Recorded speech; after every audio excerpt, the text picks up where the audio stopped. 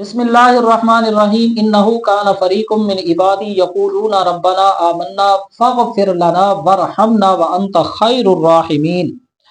اللہ پاک نے ارشاد فرمایا کہ میرے اپنے بندوں کی ایک جماعت تھی، وہ کہتے تھے اے ہمارے پالنے والے، ہم تجھ پر ایمان لے آئے ہیں، ہمیں بخش دے، ہم پر رحم فرما، اور تو سب سے بڑھ کر رحم فرمانے والا ہے۔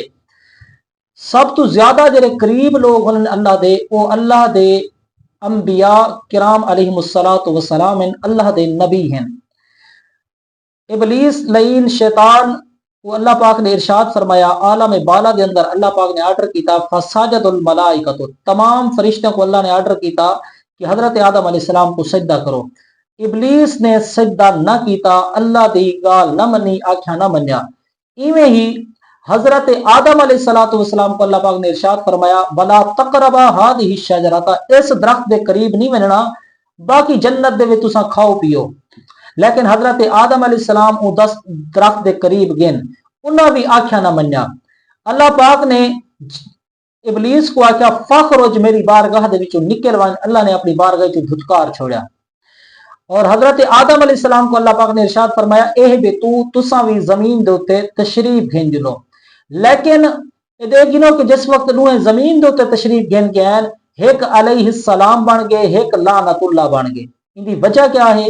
وجہ علماء اے بیان فرمینن کہ جس وقت زمین دے اوتے حضرت آدم علیہ السلام تشریف گھن کے آئے، انہوں نے اللہ دی بارگاہ دے وچ معافی منگیے وَإِن لَّمْ تَغْفِرْ لَنَا وَتَرْحَمْنَا لَنَكُونَنَّ مِنَ الْخَاسِرِينَ، کہ اللہ سے اگر تے میں کو معاف نہ کیتا تو ساڈا ککھ بھی نہیں رہنا، تیلا بھی نہیں رہنا۔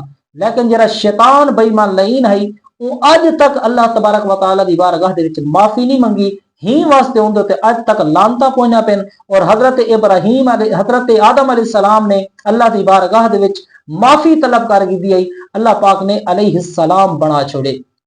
دا پتہ چلیا کہ اللہ پاک دی سلامتی انہاں لوگاں دے اوتے ہوندی ہے جڑے رب دی بارگاہ دے وچ جھک ونجن، اپنے آپ کو جھکا دیون، اللہ دی بارگاہ دے وچ معافی طلب کر دین، انہاں واسطے سلامتی ہی سلامتی ہوندی ہے۔ اور جڑے دنیا دے اوتے اکڑ کے راویں انہاں واسطے رب دی طرفوں کوئی سلامتی نہیں ہوندی۔ اللہ دی بارگاہ دے اندر دعا ہے کہ اللہ پاک ساکو بھی عمل دی توفیق بخشے، وما علینا الا البلاغ۔